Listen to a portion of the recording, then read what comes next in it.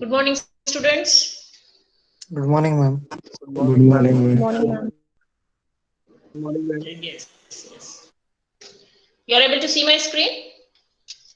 Yes, ma'am. Yes, ma'am. Right. So last class we were trying to see what is graph coloring. We tried to define what do we mean exactly by graph coloring. Then we saw what are the what do we mean by the chromatic number of a graph. And then we took up a couple of examples and we tried to find out the chromatic number of the graph. Now, so these are the things that we saw. We also saw some specific cases, like we saw what could be the chromatic number of kn. So always chromatic number of complete graph of n vertices is always n. That is what we have seen.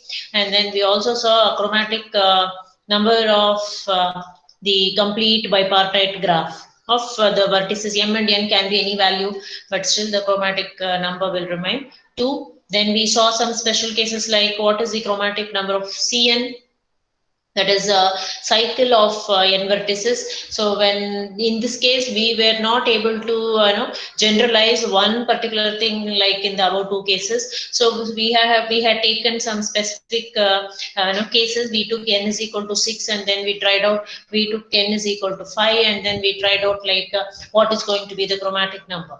All right, then we came to a conclusion that if n is going to be even, then the chromatic number is 2. If n is odd, then the chromatic number has to be 3. So this is, I think, where, and then we took couple of in the towards the end of the class we took couple of examples to find out the chromatic number. Any doubts so far do you have in terms of graph coloring?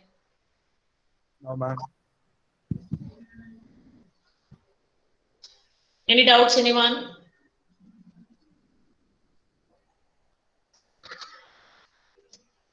So today's class, for the first few minutes, we will just look into some of the simple applications of graph coloring. Where do you use it? Not these are not the only applications that we can make use of. Any similar applications like this, we can try to use graph coloring. One important application where we can make use of graph coloring is scheduling of exams, right? So in this case, how the final exams at a university can be scheduled so that no two students no they have the same exam. No two students have two exams at the same time.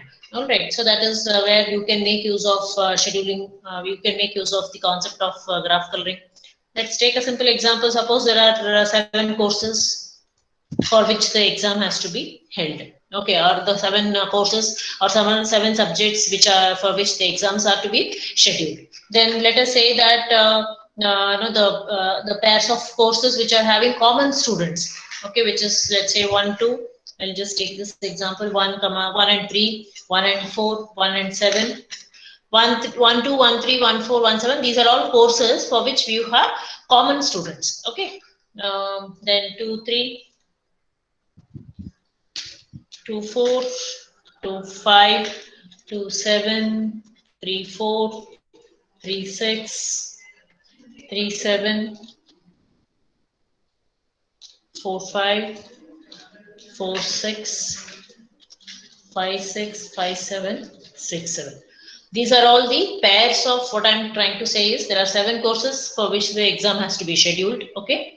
Now you have to schedule the university exam in such a way no student is having 2 exams at the same time. Obviously, you cannot write that. So let us see how these 7 courses are such that these are the pair of all. These are nothing but the pair of courses which are having common students. 1 and 2, the courses 1 and 2, they have common students. Which means what? You cannot schedule 1 and 2 at the same time because 1 and 2 have common students. One common students means students are writing 1 also, students are writing 2 also. So in that case, what does that indicate? Course 1 and 2 cannot be scheduled at the same time. Similarly, 1 and 3 are having common students means 1 and 3 cannot be again scheduled at the same time. You cannot have it at the same time. So this is how can we make use of the concept of graph coloring so that we can try to schedule this exam. Let us see. We'll try to put this whole information in the form of a graph and try to color it so that we can be sure that no two exams which are having common students are held at the same time. Let me draw, there are 7 courses. Let me put up each course with respect to a vertex. All right.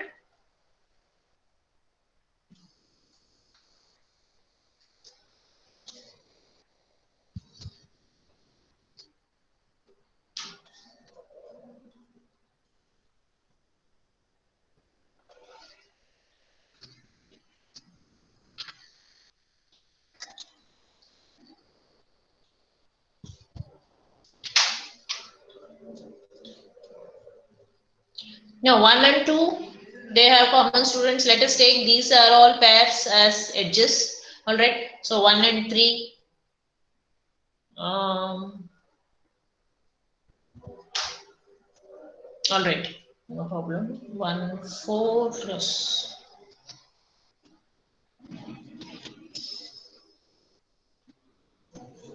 1, 3, 1, 4, 1, 7. 1, 7 is already connected. 2, 3 is connected. 2, 4, 2, 5, 2, 7, 3, 4. 3, 4 is connected already. 3, 6, 3, 7, 4, 5 is connected. 4, 6, 5, 6, 5, 6 is connected. 5, 7, 6, 7 is already connected. Okay, so this is the graph that we have to see how we can color it and see how many colors are required in order to do this. Can you tell me how many colors are required to color this graph? 7. 7 now. 2. Find out, find out. Somebody said 7, somebody said 2. Let us see. Can we have some more answers?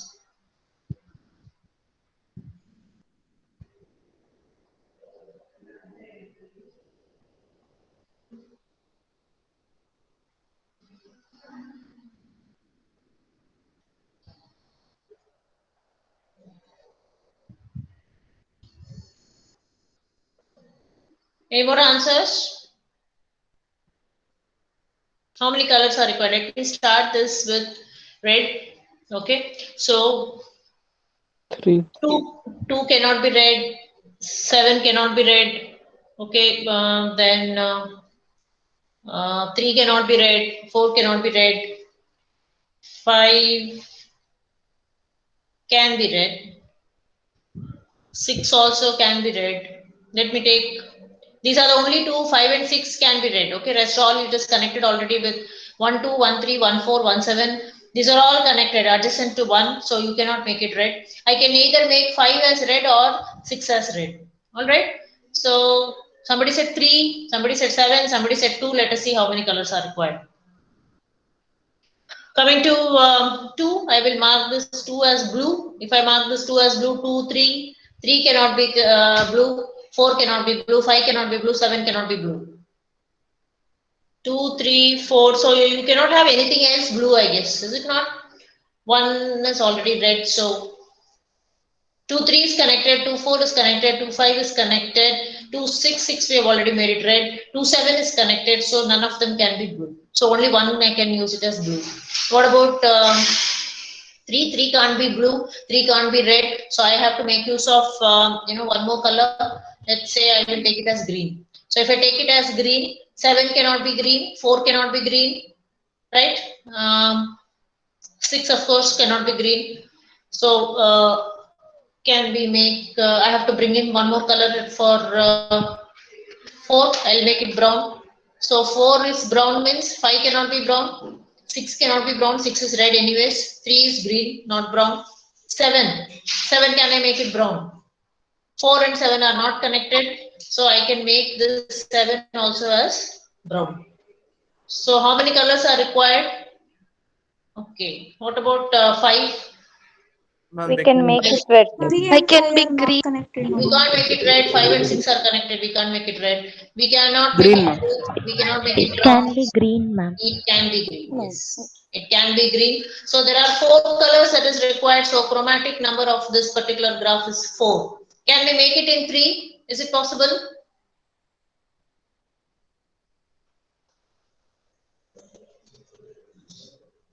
It's not possible to color this graph in 3 colors. So the chromatic number, we can take it as 4. All right. So now what does this mean for us in this example or in this application is we may require 4 time slots wherein you can conduct the courses. For example, if I say the time slot and then we have the courses here, there are 4 colors required. So which means we may require to have or to schedule this exam of 7 subjects in 4 different time slots. So in the first time slot, I can have since I have colored 1 and 6 red, I can have the courses 1 and 6 to run parallelly because we don't have any common students writing those 2 papers. All right. Second, in the second time slot, I can have what we can have for blue has to be held alone because you cannot combine it with any other papers because you have, depending on how many vertices are made common colors, accordingly we can schedule the exam. Third time slot we can have 3 and 5. Yeah, 3 and 5 because they are colored green. 3 and 5 can be held together because we don't have any common students there. And then the fourth time slot we can have 4 and 7. So these are, since because chromatic number of this graph is 4, there can be 4 time slots are required in order to schedule this exam. So that is one application of your graph coloring. Similarly, you can have other applications like frequency, setting the frequency of television channels. This also can be thought of using graph coloring where no 2 stations should be within that 150 miles of distance or something like that. You can assign some colors to the graph and then do it. That is also can be considered as one application. All right, so this is about graph coloring. That's all. Graph coloring, we have seen what is graph coloring, what is chromatic number, some specific cases like KN, KMN, CN, all this, what is a chromatic number, and some applications of the graph coloring. So this completes your topic on what is that? Graph theory. All right. So we started with what is graph. We went into graphs and graph models. We saw a couple of models where graph is being used. We saw some important terminologies and definitions of graph theory. Then we saw special types of graphs: complete graph, bipartite graph, wheels, cycles, and all these different special types of graphs we saw. Then we saw representation of graphs using adjacency matrix, adjacency list, and incidence matrix. That's one important thing. Then we went into graph isomorphism. Then we saw connectivity, where we saw what is the edge connectivity, then vertex connectivity, cut edge, cut vertex, all this we have seen. Then we saw what is this called the Euler and Hamilton path. Then we saw shortest path the problem. We had taken up traveling salesman problem. Then we came into planar graphs. So that what is a planar graph, what is non-planar graph, Kuratowski's theorem. These things we have discussed. Then finally the graph coloring. So this completes your entire topic on graph theory. All right. Now, to complete our syllabus, we are left with one small concept, that is covariance of, when in the 4th module, I was discussing about covariance. Just before we went into the online classes, if you remember that Saturday's class, we discussed about, covariance of random variables. In that class, I had discussed, we have to find out covariance of discrete random variables. We should also find out covariance. We should be able to find out covariance of continuous random variable. In that Saturday's class, if you remember, we had finished off with how to find out the covariance of discrete random variables. We are left with how to find out the covariance of continuous random variable. That small portion we have, maybe 1 or 2 problems on that we can take up now, so that the syllabus will be completely done without leaving out any concept. Okay. So let's do that part.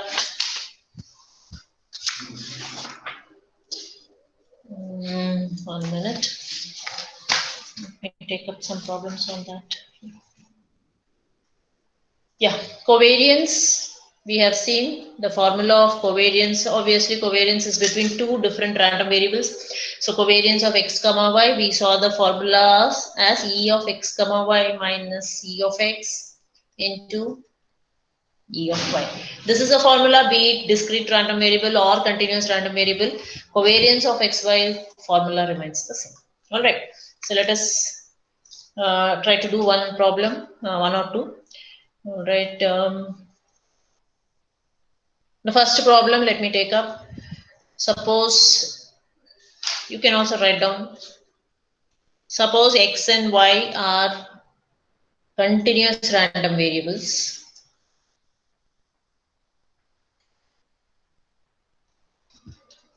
Okay. If you remember, we were dealing with something called a joint PDF. Joint PDF will come here also because we are dealing with two random variables. Okay.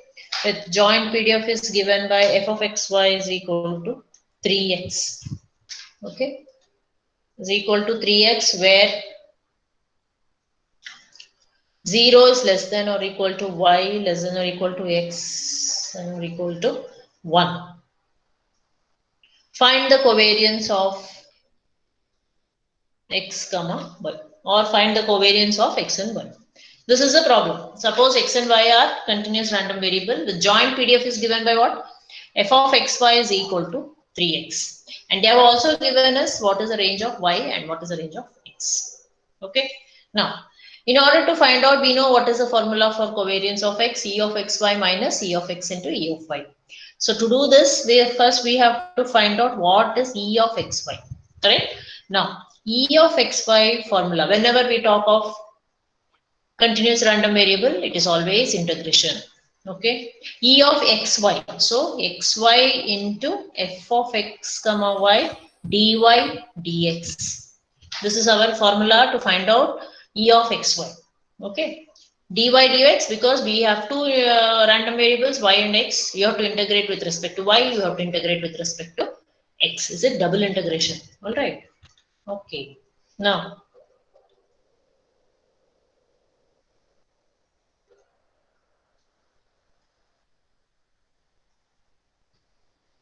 this x is varying from 0 to 1, y varies from 0 to x. If you look into this condition, okay, what are our limits of integration?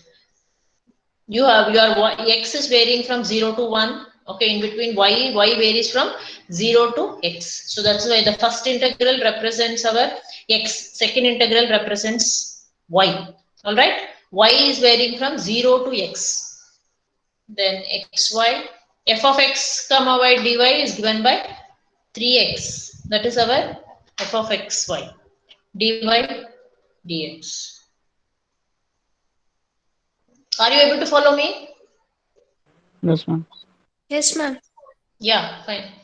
Now, whenever we have an integral like this, first you have to integrate with respect to y, then we have to integrate with respect to x. Okay. So first, this limit is nothing but this is a limit integral of with respect to y. This is with respect to, outer one is with respect to x, inner one is with respect to y. Okay. Now first we have to integrate with respect to y, then integrate with respect to x. Now, if I have to integrate with respect to y, if whenever I'm integrating with respect to y, everything else is taken as a constant.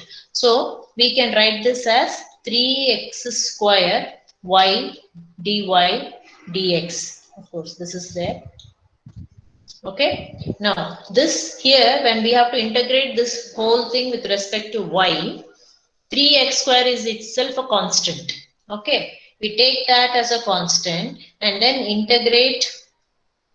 Outer integral is there. Integrate y with respect to, first we have to integrate with respect to y. So this will become y square by 2, 0 to x dx. Okay. Now this will become 0 to 1. This will become 3x square by 2. You are substituting y square, upper limit minus the lower limit. So this will become x square. This will become 3x square by 2 into, you have to apply 0 to x. dx. Okay. Next, that will become 0 to 1 x square. This will become, when you apply the upper limit, x square minus 0 it will come. So x square. So x square means this will come 3 by 2 x to the power of 4 dx. Now I will integrate with respect to x. So when I integrate with respect to x, I will take out 3 by 2 out, x to the power of 4 if dx, if I integrate, I will get x to the power of 5 by 5, apply the limits from 0 to 1. So this will become 3 by 10. So my E of x by is equal to nothing but 3 by 10. Any doubts, anyone? How did I arrive at this?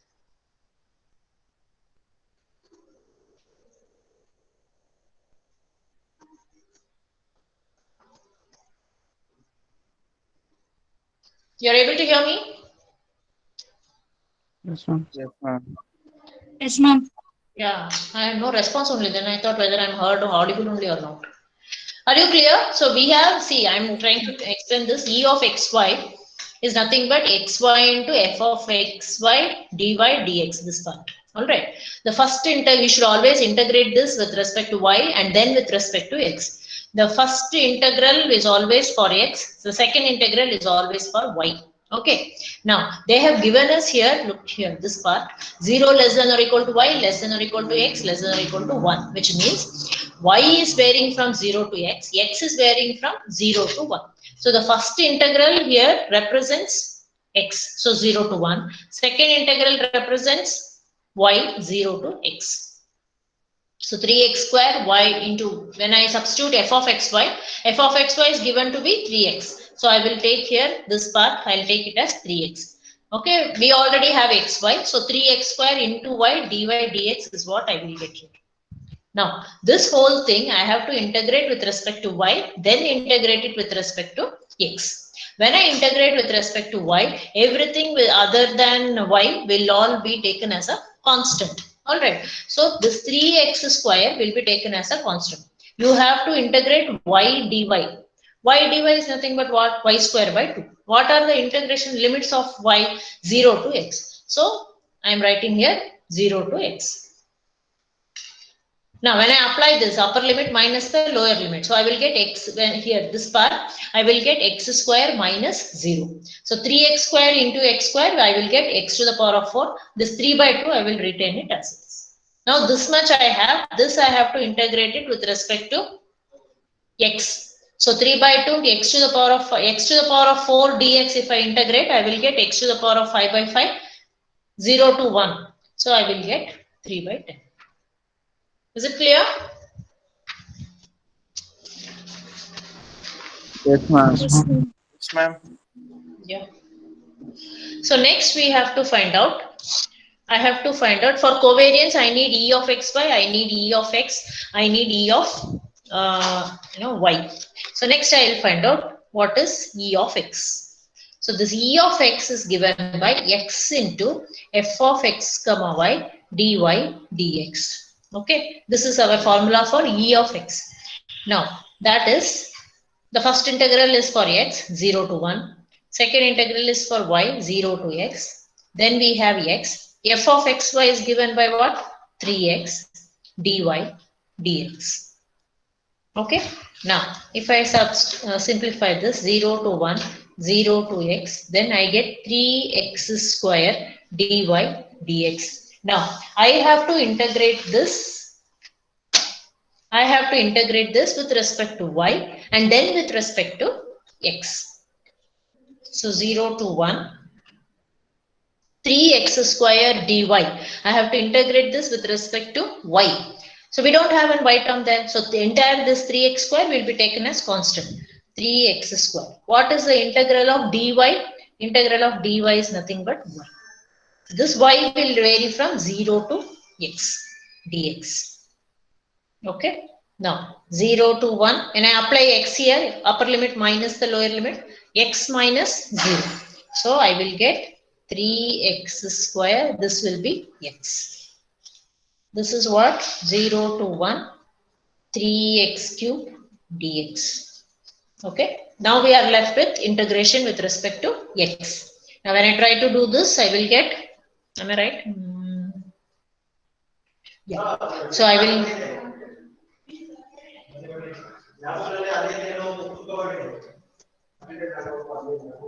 X cube we have. So if I integrate x cube, I will get x to the power of 4 by 4 from 0 to 1. So this will be equal to 3 by 4. So our E of x is 3 by 4. Is it clear? Yes, ma'am. Yes, ma'am. Next we have to find out what is E of y. E of y is what? Y into f of x comma y dy dx. Alright. Now 0 to 1, 0 to x, y into what is our f of x y given to be? 3x. dy dx. Now this will be equal to 0 to 1, 0 to x, 3xy dy dx. Now this I have to integrate first with respect to y, then with respect to x. So 0 to 1, when I have to integrate with respect this whole thing with respect to y. So I will take 3x will become my constant. Okay, 3x, if I have to integrate, y means integration of y is nothing but y square by 2. Apply the limits 0 to x dx. So this will be 0 to 1.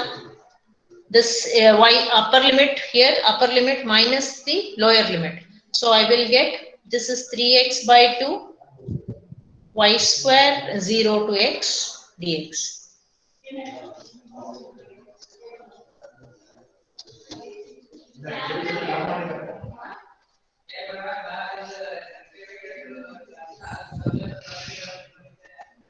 So this, if you are applying upper limit minus lower limit, you will get 3x by 2 into x square minus 0. Alright, dx. So this will be what? 0 to 1, 3x cube by 2 dx. Now I have to integrate this one with respect to x. Alright, so that will be 3 by 2. When I integrate x cube, I will get x to the power of 4 by 4, 0 to 1. This is nothing but 3 by 8. Any doubts? No, ma'am.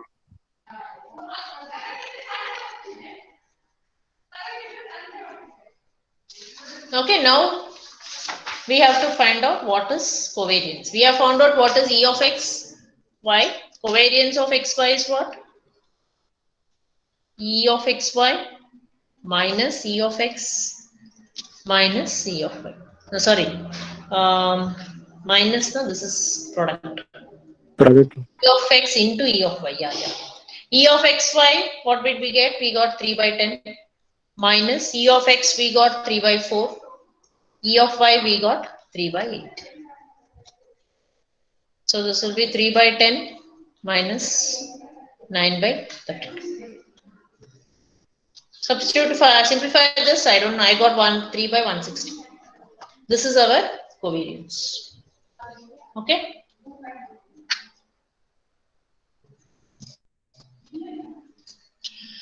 Any doubts, anyone? You're able to follow me? Yes, ma'am.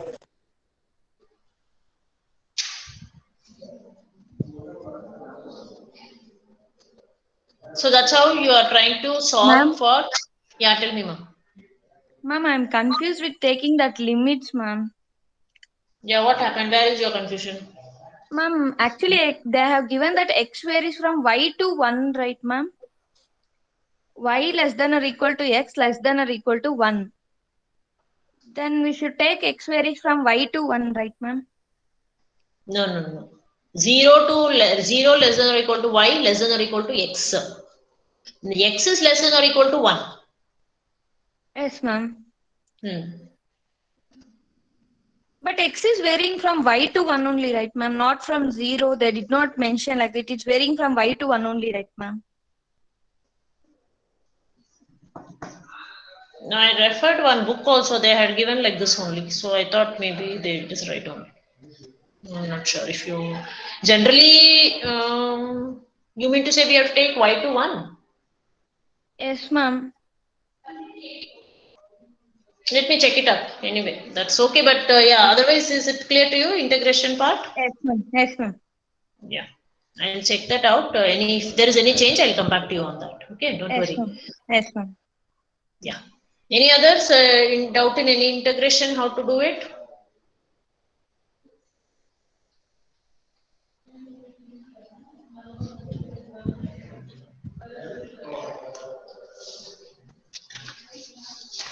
Okay, let us take one more problem.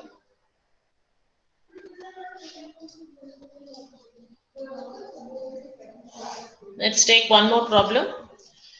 The joint density function is given by f of x comma y is equal to kx 0 less than x less than 1. Okay, here there is no confusion. 0 less than y less than 1. 0 otherwise. Okay, this is our function given to be. We have to find the covariance of x and y. Now, the covariance is given by covariance of x comma y is e of xy. Let us put down the formula minus e of x into e of y. This is our formula. Now first we have to find out what is e of xy. E of xy I said is nothing but xy into f of x comma y dy dx. Alright. So x varies from 0 to 1, y also varies from 0 to 1. There is no confusion in this. So xy into f of xy is given to be kx dy dx. Okay. This is equal to 0 to 1, 0 to 1. If you simplify, we will get k x square y dy dx. Alright. Now we have to integrate this with respect to y and then with respect to x. So this is 0 to 1 is with respect to x. Okay. So everything with the whatever you have with respect to k, x and all that will be taken as constant. So k x square, y you have to integrate. If I integrate y, I will get y square by 2. Limits of y is 0 to 1 dx. Okay. Now, if I apply 0 to 1, so upper limit minus the lower limit. If I apply substitute 1 in place of y, it will become 1 only. So this will become 0 to 1 kx square by 2 dx. Alright. Now we have to integrate this whole thing kx square by 2 dx. This we have to integrate with respect to x. So if I do that, I will get k by 2 is constant. X square if I integrate, I will get x cube by 3. Apply the limits 0 to 1. So I will get k by 6. This is our e of xy. Any doubts? No, ma'am. No, ma'am. In doubt?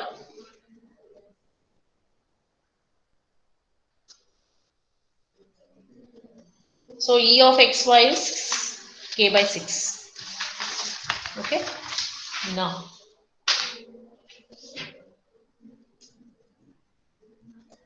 we have to find out e of x.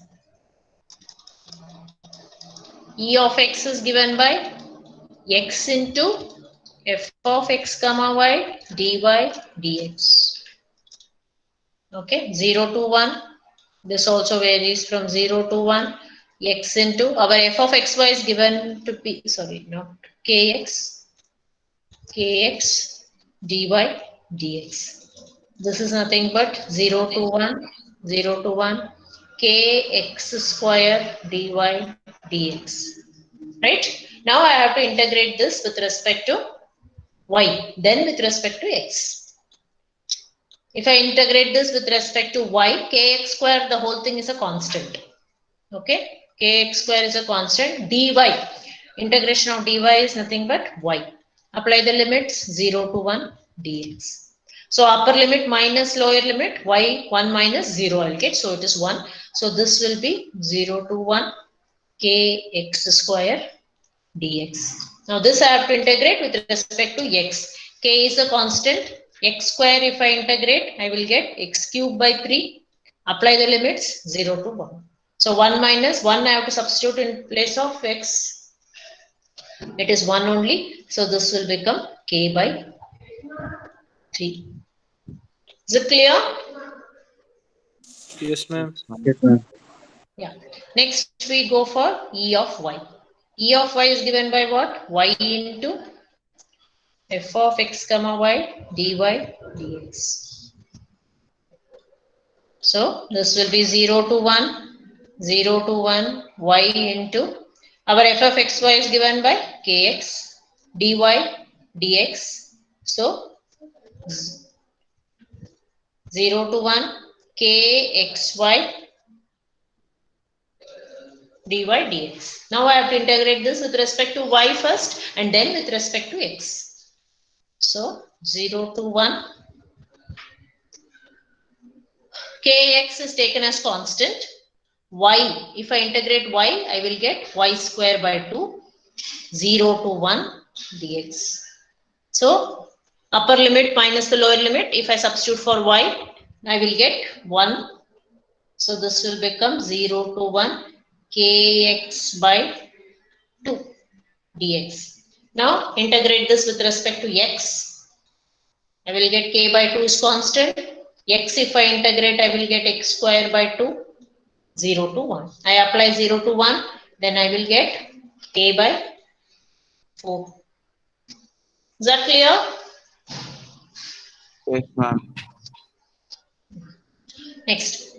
So we have found out covariance, we have found out E of xy, we have found out E of x, we have found out E of y.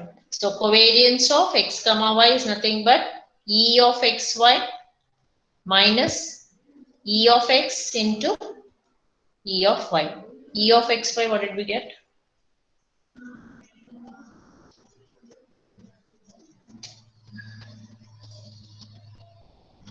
K by 6. So k by 6 minus k by 3 into k by 4. That's nothing but k by 6 minus k square by 12. This is our covariance of x, y. We have to find out the value of k in this. We can't leave the answer like this. Okay. So how to find out the value of k? How to find out? Tell me. How to find out value of k? Are you all there or not? Yes, ma'am. Ma'am, Yes, ma'am. quadratic. Yeah. Integration from minus infinity to plus infinity, ma'am. What? Integration is what? F of xy dy dx should be equal to 1. That's how you find out the value of k now. Okay.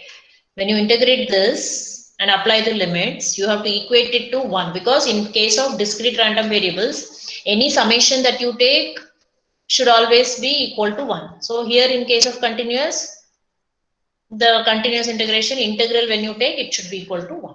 Okay. Now let us do this and find out the value of k. 0 to 1, 0 to 1, our f of xy is given to be Kx.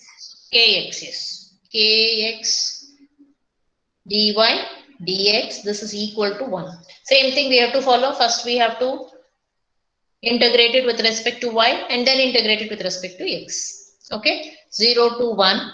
When I integrate with respect to y, kx is a constant. Yeah. dy when I integrate, I will get y. 0 to 1 dx is equal to 1. This one, if I apply the limits, I will get upper limit minus lower limit. I will be left with kx dx is equal to 1. Now this kx dx I have to integrate with respect to x. When I do that, k is a constant. When I integrate x, I will get x square by 2, 0 to 1. When I apply, this is equal to 1. Okay, that you should not forget. This implies k by 2 is equal to 1, which implies k is equal to 2. Are you clear? Yes, ma'am. Yes, ma'am. Yes, ma'am. Yeah. That is how you find out the value of K. Now we have found out value of K. Let us find out what is the covariance now. What did we get? Covariance. Okay, it is here. Covariance we have got is K by 6 minus K square by 12. That is our covariance. So when I substitute the value of K as 2, I will get 2 by 6 minus 4 by 12. That is 1 by 3 minus 1 by 3. Covariance is 0. That's how you should solve it. Clear to you all? Yes, ma'am. Yes, ma'am. Yes, ma'am. Yes, very good. All right, so that's about covariance of, I will not go much into that. This much if you know, that's enough. So that's about covariance of continuous random variables. All right, with this we finished our syllabus. All right, so syllabus is completely done. We are left with this covariance of random variables. Continuous random variables was the small topic that was left off that time. So that is what I wanted to finish. So as far as the syllabus is concerned, I think I have done everything. Any doubts you have from now onwards, we can go on into revision. Today's 8th. Yes. Ma'am, Ma'am, can in we the find K?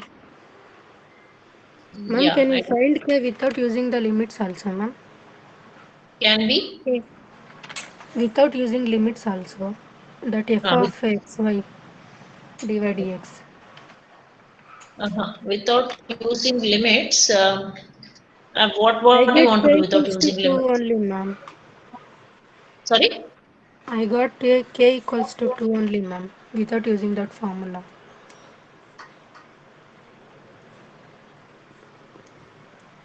No, that is because it is one, no? 0 to 1 it is. That's why you got. Otherwise, you will not get it. It is wrong if you are not using limits and then finding out, it will not come correct. Here you got it because both the limits are 0 to 1. So if you apply 1, if you substitute 1 in place of x and y, your values doesn't change. That's why you got it. Otherwise, you will not get. If the limits are changed, then you will go wrong. Okay, ma'am. Okay. ma'am, in the first question, Hmm. the limit is correct, ma'am. We can give it like that, and it will show, ma'am, the lower limit to the upper limit. Hmm. As it is x and y related, it is representing on the same number line. That's why we can show this x is greater than 0 and less than 1. Yeah, correct. And if the number system will disturb, the number line is disturbed, then we cannot show this like that for different variables. It is showing that the lower limit of both y and x is 0. 0, right? That is what I was thinking, and I did it that way. But she asked me, and I got kind of little confused as to what we have to consider. Right.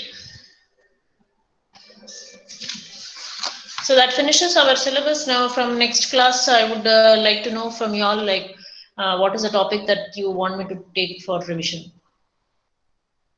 I will also take up some old question papers and probably discuss some problems also, but none of the papers will be the same as our syllabus because every syllabus of discrete mathematics has been different. But whatever topics are common, I think we can consider those questions and try to solve them. But I would like to hear from you all as to what is the revision that we can do.